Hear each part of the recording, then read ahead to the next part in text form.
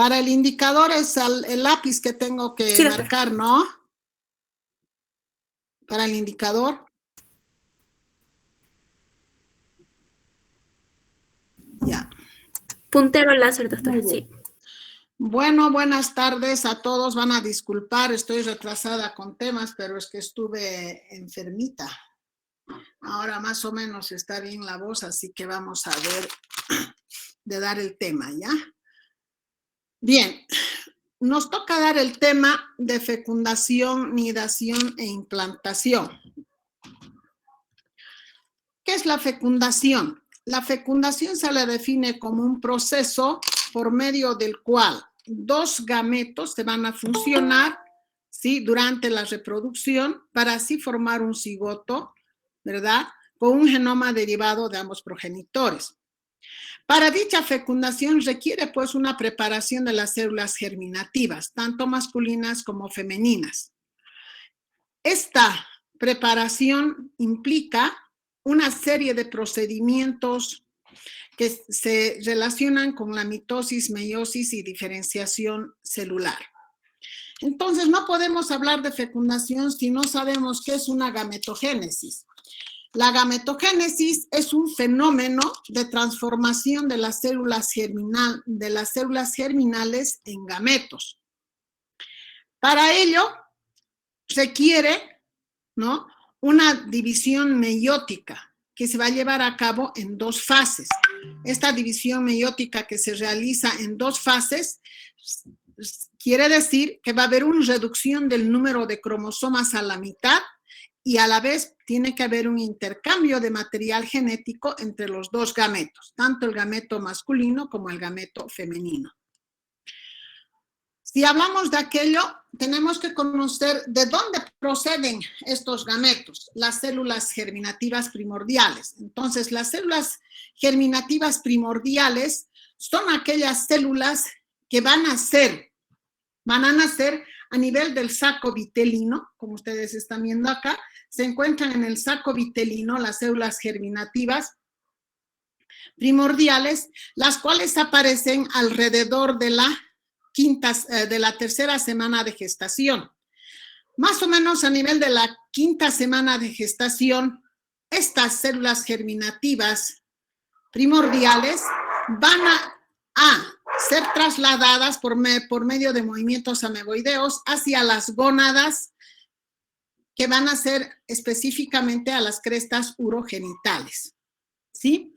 Esto va a suceder entre la cuarta y la quinta semana de gestación. ¿Qué sucede a nivel de los testículos? O sea, es diferente tanto en el masculino como en el femenino. En el masculino, a nivel de los testículos, sabemos que los testículos están conformados por tejido intersticial y los túbulos seminíferos. El tejido intersticial tiene una función importante. Allá se encuentran las células de Leydig, que estas células de Leydig van a ser las que responsables de producir la testosterona y además que van a tener receptores para la LH, que son los estimuladores de esta secreción. Además que tienen macrófagos, tienen tejido conjuntivo, vasos sanguíneos y linfáticos. En cambio, los túbulos seminíferos, su función más importante es la espermatogénesis. A nivel de los túbulos, nosotros vamos a tener dos tipos de células. Las células germinales, que se encuentran en todo el espesor del epitelio en diferente estadio de desarrollo, y que estas son las células somáticas, llamadas también las células de Sertoli. La función de estas células de Sertoli es la secreción de la inhibina, que va a ejercer el efecto de feedback negativo sobre la secreción de la FSH. Y también tenemos los filamentos de actina. ¿Qué sucede con la espermatogénesis? La espermatogénesis, hemos dicho que los espermas se forman a nivel de los testículos, ¿verdad? Van a convertirse en espermatogonias 46XY por una reacción proliferativa. O sea, la espermatogénesis, si nosotros dividimos en tres fases, tenemos una fase proliferativa, una fase reduccional y una fase de diferenciación. La fase proliferativa está eminentemente dada por una mitosis. Las espermatogonias, por mitosis, se va a formar el espermatocito primario que tiene una característica de 46XY. Luego viene la primera división meiótica, que esta es en la fase reduccional, donde va a haber un intercambio genético y se va a formar el espermatocito secundario. Luego viene la división meiótica, que son las espermátides, dando lugar a las espermátides, y este espermátide tiene que madurar, ¿no es cierto?, para producirse de esa manera la espermiogénesis, que es la diferenciación de las células flageladas diferenciadas en acrosoma y flagelo. De esa manera los espermatozoides están listos para poder fecundar. La producción de estos espermatocitos primarios es constante desde la pubertad, a diferencia de la ovulogénesis. ¿Qué es la ovulogénesis y la foliculogénesis? La ovulogénesis son procesos que, o sea, ambos van a ser procesos que se suceden en forma coordinada para así lograr el desarrollo del ovocito y lograr una expulsión en el proceso de ovulación. Estas dos fases son diferentes, una es en la prenatal y la otra es en la postnatal, o sea, en el periodo de la embriogénesis es que se va a suceder la ovulogénesis. Y esta se va a dar en una fase que se llama la primera fase, donde es un intercambio un poco más complicado que la foliculogénesis. La ovulogénesis vamos a tener cambios bioquímicos, vamos a tener cambios genéticos y cambios estructurales de las células germinales. En cambio, en la fase folicular o foliculogénesis que llamamos, va a haber un crecimiento y desarrollo de estos folículos que son las unidades funcionales del ovario, ¿no es cierto? Entonces, cada una de ellas vamos a ir la diferencia que tenemos y la reacción que se tiene. La fase de ovulogénesis o maduración prenatal, hemos dicho que esta se va a suceder durante la fase prenatal, o sea, en la embriogénesis. ¿Qué sucede? Son una serie de cambios, hemos dicho, bioquímicos, genéticos y estructurales de la célula, en la que estas células primordiales, germinativas primordiales, van a llegar a un periodo de diploteno o la fase folicular, ¿sí? ¿Esto cómo se sucede? Se sucede en tres fases. Una primera fase, que es la aparición de las células germinativas primordiales que aparecen, hemos indicado, a la tercera semana. Y este primer paso es que del saco vitelino van a migrar a las crestas urogenitales de la gónada, ¿sí?, entre la cuarta a quinta semana, donde nosotros vamos a ver que hay una reacción mitótica, o sea, vamos a tener alrededor de 7 millones al quinto mes, ¿sí? Llegando así una degeneración, algunas de estos 7 millones al quinto mes van a degenerar, no todas maduran, ¿sí? Y vamos a tener que al séptimo mes se va a formar o se va a transformar en ovocito primario, o llamada también la profase, que es al séptimo mes del embarazo, ¿sí? Que tiene 46 cromosomas, que tiene una estructura doble y duplica el DNA. Acá se va a suceder la primera división meiótica, pero no termina la división meiótica, se queda ahí estancada, produciéndose de esa manera, ¿sí?, el ovocito primario que se encuentra en reposo en periodo de diploteno, que es la célula folicular. Sabemos nosotros que la recién nacida va a tener alrededor de 700 a 2 millones de ovocitos primarios durante la niñez, y el mayor número de estos se van a producir una atresia de estas células, quedando al inicio de la pubertad alrededor de 400 a 450 mil ovocitos capaces de llegar a una ovulación en el periodo de reproducción de la mujer, que ya llega a ser ya postnatal, ¿verdad? Entonces comenzaría la foliculogénesis. La foliculogénesis se va a producir en la edad reproductiva de la mujer, donde nosotros vamos a tener que a nivel del ovario tenemos el ovocito, que es como el que ha nacido la bebé, ¿no es cierto? Y vamos a tener los folículos en crecimiento. Entonces dijimos que acá se va a quedar en la primera división meiótica ahí se estanca y recién va a terminar la división meiótica para formar el ovocito secundario 46XX, ¿verdad? Y se va a liberar el primer corpúsculo polar. Si este óvulo va a ser fecundado, ¿sí? De esa manera recién se va a liberar el segundo corpúsculo polar con su material genético la mitad, o sea, 23, ¿verdad? Entonces ahí tendríamos la segunda división meiótica. Con la ovulación recién y la fecundación recién se va a completar la segunda meiosis.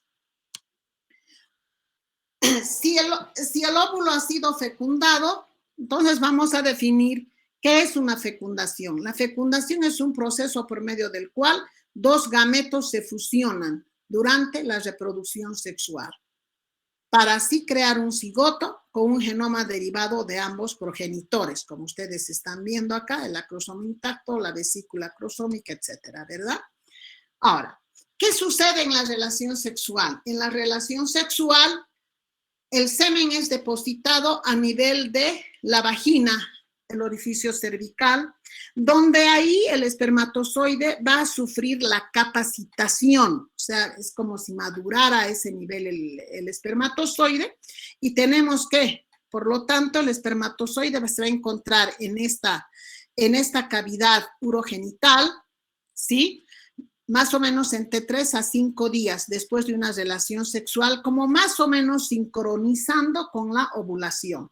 Entonces acá se capacita el espermatozoide. En este periodo es cuando se capacita el espermatozoide. ¿Y a qué se llama una reacción acrosómica? La reacción acrosómica es la exocitosis, o sea, es la unión de la membrana acrosomal externa con la membrana acrosomal interna, para que de esa manera estas glándulas empiecen a secretar unas enzimas que son la hialuronidasa y la proacrosina. Estas enzimas son importantes para la fertilización, ¿verdad? ¿Qué es lo que nos induce a la exocitosis? Nos va a inducir a la exocitosis la zona pelúcida. La zona pelúcida tiene un contenido folicular que se llama la glicoproteína, que es la más importante, conocida como la CP3, ¿sí? La progesterona, el péptido atrial natriurético, ¿no? Y el acrosoma tiene la característica de tener un receptor para esta glicoproteína CP3. Y de esta manera se va a captar la proteína y formar el nucleótido de la guanidina. Para esta reacción es importante que haya buena concentración de calcio. O sea, para la exocitosis es importante que exista calcio. ¿Cuáles son las funciones del cumulus oforus? El cumulus oforus, primero, va a favorecer el encuentro del ovocito con el espermatozoide. Segundo, va a evitar que el espermatozoide que ha sufrido una exocitosis se aleje del ovocito, orientándolo hacia la región central, ¿no es cierto? De esa manera es un óvulo maduro y acá tenemos ya el cumulus removido. Entonces, ¿qué es lo que va a hacer? Va a evitar el endurecimiento de la zona pelúcida para de esa manera prolongar el tiempo mientras el ovocito sea fértil. De esta manera, pues, se facilita la entrada del espermatozoide hacia la zona pelúcida. Acá, ya van a ver en la siguiente imagen, y va a haber una interacción. Y el filtro va a permitir la interacción del espermatozoide capaz de penetrar al cumulus oforus. Esta penetración del espermatozoide en el cúmulo oforus, antes de unirse el ovocito al espermatozoide, primero debe atravesar el cumulus oforus. Luego recién ingresa a la zona pelúcida, ¿sí? La matriz extracelular que ustedes están viendo es laxa, de granulosa, secreta ácido hialurónico polimerizado durante el reinicio de la meiosis del ovocito. ¿Qué es lo que sucede en la penetración de la zona pelúcida del espermatozoide ya capacitado? Acá están viendo los espermatozoides, van a ingresar a la zona pelúcida, ¿no? Va a proteger al embrión antes de la implantación, manteniendo así unidas las blastómeras antes de su compactación. Además que esta zona pelúcida va a evitar la polispermia. ¿Qué significa la polispermia? Que otros espermatozoides ingresen a esta zona pelúcida. O sea, va a dar lugar solo al ingreso de un solo espermatozoide. Esta interacción de la zona pelúcida y espermatozoide se va a dar en dos procesos. Uno de los procesos es la unión del espermatozoide con el acrosoma intacto a la zona pelúcida, y la segunda es la unión del espermatozoide después de haber completado esta reacción acrosómica. La fusión del espermatozoide con la membrana. ¿Qué sucede? El espermatozoide se fusiona en la superficie del ovocito. Aquí está, miren. Acá, ¿no es cierto? Se fusiona en la superficie del ovocito, respetando de esa manera el uso meiótico, y resulta un lugar de extrusión del primer cuerpo polar. O sea, se elimina el primer cuerpo polar y una vez que ingresa el espermatozoide se libera de la cola. Se libera de la cola y solo la cabeza, con su carga genética, busca el pronúcleo al óvulo para de esa manera unir sus dos cargas genéticas, masculinas y femeninas. Acá están viendo, acá ha perdido el flagelo y solamente es la cabeza la que va a incrustarse, va a quedarse con sus características, ¿no es cierto? Ahora, una vez que se han fusionado, ¿sí? Estos organelos van a unirse a sus citoplasmas del ovocito y la mayoría van a degenerar, ¿sí? Solo las mitocondrias son las que se replican y se van a desprender de la pieza media de la fusión selectivamente. Son destruidas por las proteonas, por lo que solo van a heredar las mitocondrias maternas. Después de esta fusión, la teca perinuclear, que ustedes están viendo, del espermatozoide, que contiene por lo menos 6 proteínas, es removida y se rompe dicha envoltura nuclear y la cromatina del espermatozoide se descondensa. ¿Sí? Ahora, la descondensación del núcleo espermático, la ruptura de la envoltura nuclear por la fosforilación de la proteína laminada por acción de la proteína quinasa. Luego tenemos, acá ustedes están viendo, después de esta reacción que nosotros tenemos, se produce el intercambio de protramina por histamina en la cromatina espermática y de esa forma la formación de los pronúcleos, ¿sí? En el ovocito comienza entre el 120 a 170 minutos de la relación sexual. La expulsión del segundo cuerpo polar, acá ustedes están viendo, se expulsa el segundo cuerpo polar, quedando así los dos pronúcleos y la liberación del segundo cuerpo polar con la mitad de los cromosomas y se convierte de esa manera el ovocito en haploide, de diploide, porque el segundo corpúsculo polar ha sido expulsado con la mitad, ¿no es cierto?, de sus cromosomas y solo queda la mitad de los cromosomas, por lo tanto el ovocito es haploide con el espermatozoide, con el núcleo del espermatozoide que también es haploide, van a llegar a formar el huevo, el cigoto. ¿Y qué es lo que va a hacer la activación del ovocito? Es el conjunto de señales iniciadas por la fusión del óvulo con el espermatozoide, que así se transforma en embrión. Va a ser el responsable de la activación del ovocito, es la molécula del factor espermático inducido por las oscilaciones de calcio. Como les decía, el calcio es muy importante para la fertilización. Esta activación nos va a conllevar a la formación del segundo cuerpo polar, como habíamos indicado. La herencia del centroma macrosómico. Los cromosomas de las células somáticas se duplican y separan durante la mitosis, mientras cada gameto contiene la mitad del complemento diploide, o sea, son haploides. Por lo tanto, durante la fertilización, la función del pronúcleo conduce a la formación de un embrión diploide y esta fusión se llama singamia. ¿Sí? La estructura microtubular que organiza los cromosomas durante la división se llama uso mitótico, originado por el centroma. No quiero tampoco ingresar a los pormenores porque los vamos a confundir. Ustedes han llevado esto en embriología. La herencia del centroma, ¿no es cierto?, Cada núcleo posee un cromátide única de cada cromosoma el fin es otorgar un complemento. Cada blastómera se debe realizar una replicación del ADN y se produce en el cigoto. La síntesis de ADN se inicia a las 12 horas de la fertilización. El desarrollo temprano del embrión y la preimplantación. El cigoto, con su nuevo potencial genético, comenzará a desarrollar organismos multicelulares por dos procesos, un proceso de clivaje y un proceso de gastrulación. Ya el cigoto está formado, ahora lo que va a buscar es implantarse, ¿no es cierto? El desarrollo temprano del embrión, ¿a qué llamamos clivaje? El clivaje es la división celular rápida con distribución amplia del citoplasma, del ovocito fertilizado entre numerosas células hijas nucleadas. Hay una mitosis sincronizada, dando lugar a la blastómera, que van a ser más o menos de 12 a 24 horas después de la fertilización, y tenemos de 2, 4, 6, 8 células totipotenciales, ¿verdad? El desarrollo temprano del embrión. Segundo paso es la gastrulación. ¿Qué es la gastrulación? Se va a suceder después de la implantación.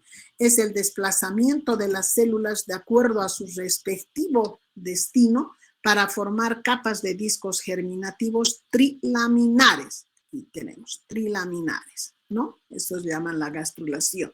El blastocisto implantado, el blastocisto con disco bilaminar, y acá tenemos trilaminar. ¿Sí? La gastrulación. Durante la compactación que se sucede al cuarto día, los blastómeros se unen y aplanan hasta que no se las puede diferenciar. Esta compactación se acompaña de polarización del citoplasma y cada célula del embrión compacta tiene sus vellosidades. ¿Sí? Bien, el desplazamiento del blastocisto. ¿Qué es lo que va a hacer? Una vez que se forma el blastocisto, aquí tenemos la mórula, tenemos el blastocisto, que es al quinto día, ¿verdad? Sabemos que la fertilización, la unión va a ser a nivel del tercio externo de la trompa, a nivel de la zona ampular, ¿no es cierto? Acá. Luego, al tercero a cuarto día, el cigoto va a descender a cavidad uterina. En cavidad uterina va a buscar dónde implantarse entre 3 a 4 días, y vamos a hablar ahora de la implantación. ¿Sí? El genoma debe activar sustituyendo el ARN mensajero y las proteínas derivadas del ovocito por la derivación exclusivamente del embrión. La implantación y el desarrollo exitoso del embrión va a depender de la capacidad de iniciar y regular la nueva información genética heredada tanto del padre como de la madre. Los pasos de activación del genoma son la detención de la transcripción de los genes maternos y la depresión del ARN mensajero materno, al inicio de la transcripción de los genes del embrión y la aparición del ARN mensajero y la aparición de la proteína origen embrionario. Y por último, el desarrollo de una estructura funcional del nucleosoma, denominada así la región organizadora nuclear, ¿verdad? La programación genética, epigenética, si la vamos a explicar nos vamos a perder. Entonces, como términos generales, nomás decimos que es la modificación de los genes heredados del embrión a fin de asegurar un apropiado funcionamiento de la envoltura. Los cambios bioquímicos sin alterar secuencia del gen, ustedes están viendo, y en el embrión se expresan 2 copias o alelos de origen materno y el otro paterno. Entonces, la implantación, ya nosotros acá es un resumen de cómo nosotros tenemos el blastocisto, la implantación, la eclosión, todo lo que hemos conversado anteriormente, ¿no? La implantación es el proceso por medio del cual el embrión se va a adherir al endometrio, invadiéndolo a nivel del tercio superior del útero, con la finalidad de formar de esa manera la placenta. Van a haber 2 condiciones para la implantación. No, las condiciones para la implantación son 3 y tienen que ser bien importantes. 1, tenemos que el endometrio debe ser receptivo, el endometrio debe ser receptivo. El embrión normal en fase de blastocisto debe tratar de implantarse en ese lugar receptivo del endometrio y la comunicación molecular adecuada entre tanto el embrión como el endometrio, ¿sí? Entonces, de esa manera se va a producir la implantación. Para este periodo de implantación nosotros tenemos una ventana que se llama la ventana de implantación. ¿La puedo hacer desaparecer esto, dejar de compartir? Dice, en menos, ¿dónde pongo? No se puede. La ventana de implantación es el periodo en el que el embrión va a buscar el lugar donde se va a implantar. O sea, se corresponde con la media secretora, que tiene una duración de más o menos 5 días. Esta implantación se inicia en la expresión de citocinas y moléculas de adhesión. La ventana de implantación se encuentra entre el día 19 a 24 del ciclo menstrual. Es en la fase secretora. Esta es la fase de implantación, de la ventana de implantación, donde el endometrio se está preparando para poder recibir la implantación del huevo, ¿no es cierto? Entonces, la implantación tenemos la mórula al 4.º día, blastocisto al 5.º día y por último la eclusión que va a ser la forma como se va a implantar a nivel del endometrio, ¿no es cierto? El blastocisto se encuentra en lugar de implantación, perdiendo así la zona pelúcida, que ustedes están viendo, va a perder la zona pelúcida y el trofoblasto situado en el polo embrionario, hace contacto con la capa compacta del endometrio, ¿no? Y más o menos al 5.º al 6.º día de la eclusión, ¿sí? O sea, la salida del contenido al exterior por la acción de 3 fuerzas, la acción enzimática de la superficie del blastocisto, la digestión enzimática por secreción uterina y la expansión, contracción del blastocisto. Entonces, nosotros vamos a tener que el blastocisto está totalmente expandido en las 3 capas. Tenemos el trofoectodermo epitelial polarizado, tenemos el endodermo primitivo, tenemos el blastocele, el trofoectodermo mural y la masa de las células internas, que van a ser los precursores de todos los tejidos. El blastocisto entre los días 5.º a 8.º toma posición permanente y se orienta con el polo embrionario y la masa celular interna. Etapas de implantación. La implantación se va a dar en 3 etapas, en la aposición, adhesión e invasión. Aposición, invasión, ¿sí? Y adhesión. Entonces, ¿a qué se llama la etapa de aposición? Acá ustedes están viendo. Implica la estrecha asociación del blastocisto con el epitelio luminal del endometrio. La condición que facilita este contacto del embrión con el endometrio es el líquido, este líquido intrauterino que va a ser absorbido, el pico de mayor edema del estroma uterino, mayor proliferación y expansión del blastocisto, ¿sí?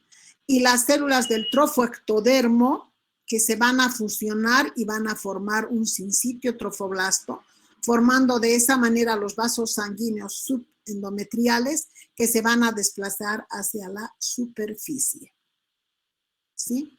Comprende de esa manera la adhesión, ¿sí? Y la adhesión va a implicar el anclaje firme del trofoblasto. Acá se está anclando firmemente el trofoblasto hacia el endometrio bajo las condiciones hormonales específicas. Se transforma del estado receptivo a no receptivo y la superficie endometrial está cubierta por glucocálix de una carga negativa. El trofoblasto tiene células gigantes vinculadas. ¿Para qué? Para formar un sincitro, es el sincitro trofoblasto, facilitando de esa manera la implantación y la placentación y sintetizar y secretar de esa manera las proteínas y las hormonas esteroideas, lactógeno placentario y la progesterona. Entonces, de esa manera ya estaría adherida el huevo hacia el endometrio. Y la fase de invasión va a ser que el día 8.º penetra el trofoblasto, penetra en la membrana basal del endometrio, como ustedes están viendo acá, seguida de la desidualización del estroma subyacente. De esa manera va a culminar con la penetración de las arterias espirales. Acá las arterias espirales van a penetrar, ¿sí?, dentro del útero, y el trofoblasto va a empezar a secretar la gonadotrofina coriónica, que es la hormona que nos va a indicar que la paciente está embarazada, ¿no? Esta va a rescatar el cuerpo lúteo de la atrofia, la módula, el ambiente uterino, y prepara así la implantación. Entonces, de esa manera nosotros ya tenemos al huevo implantado, ¿sí? La técnica de inmunoquímica y la hibridación in situ, la interacción entre el trofoectodermo del trofoblasto, la eclosión y el endometrio, la ventana de implantación, va a estar dada, ¿no es cierto?, por la secreción de mucinas, integrinas, proteínas transmembranas, las citocinas y estructuras microscópicas como son los pinopodos, ¿sí? Esto va a suceder más o menos ya el embrión entre la cuarta y quinta semana de implantación a nivel del endometrio. Tenemos esa imagen, ¿sí? Ahora, nosotros, haciendo el resumen, decimos que para que el niño que haya sido, o sea, el ovocito que ha sido fertilizado, entre 3 a 4 días va a caer, va a viajar a través de la trompa, cae en cavidad endometrial, espera entre 3 a 4 o 5 días, más o menos, buscando el lugar donde se va a implantar, el lugar adecuado de implantación a nivel del endometrio, se implanta y va a comenzar el desarrollo del bebé. No sé si tienen alguna pregunta. He tratado de hacer un resumen porque son 3 temas en uno. Si tienen alguna pregunta.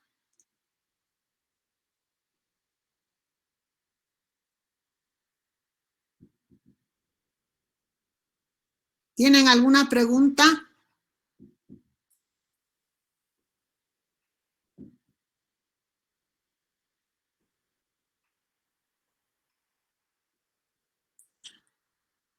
¿Tienen alguna pregunta? ¿No hay alguien que conteste o no escucharon nada del tema?